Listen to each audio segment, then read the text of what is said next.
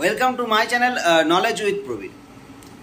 আজকের ভিডিওটি সেই সব স্টুডেন্টদের জন্য যাদের নার্সিং পাস আউট করার পর আইসিইউতে বা এইচডিইউতে 1 বছর 2 বছর এক্সপিরিয়েন্স রয়েছে,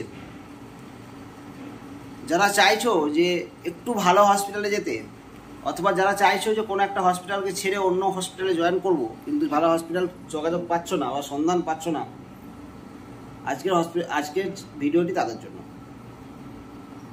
অনেকেই আছো গ্রামের দিকে বা কোনো একটি হসপিটালে কাজ করছো একটু কম বেতনে, কিন্তু আইসিইউতে কাজ করছো, 1 বছরের এক্সপিরিয়েন্স হয়ে গেছে বা 2 বছরের এক্সপিরিয়েন্স হতে চলেছে, একটা কলকাতার দিকে ভালো হসপিটালের খোঁজ করছো। অনেকেই আমাকে মেসেজ করেছো, ফোন করেছো, বাট সবসময় তো ভ্যাকেন্সি থাকে না, তাই হয়তো আপডেট দিতে পারিনি। তাই যাদের এইরকম কন্ডিশনে আছো যে 1 বছরে এক্সপিরিয়েন্স হয়ে গেছে, 2 বছরের এক্সপিরিয়েন্স হয়ে গেছে, কিন্তু একটা হসপিটাল চেঞ্জ করতে চাইছি, একটা ভালো হসপিটাল চাইছি, তারা আমার সাথে কন্ট্যাক্ট করতে পারো।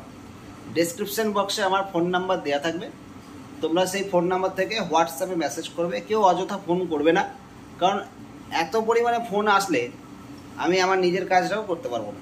সুতরাং যাদের দরকার, খুবই দরকার কাজটা যাদের দরকার, শুধু যে এনকোয়ারি করার জন্য যে কী ব্যাপার, কীভাবে হয়, কীভাবে হবে, এইসব না, যাদের কাজটা দরকার, তারা কিন্তু আমাকে হোয়াটসঅ্যাপে মেসেজ করলে সঙ্গে সঙ্গে আমি রিপ্লাই দেবো বা আমি কল ব্যাকও করতে পারি। ওকে, সো কালকে ইন্টারভিউ।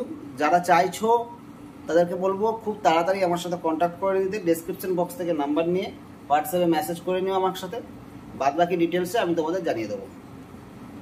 প্রথমেও বলেছিলাম, এখনও বললাম, এক্সপিরিয়েন্স যদি থাকে এবং সেটা আইসিইউতে হতে হবে, তাহলেই কিন্তু তোমরা আমাদের সঙ্গে যোগাযোগ করো।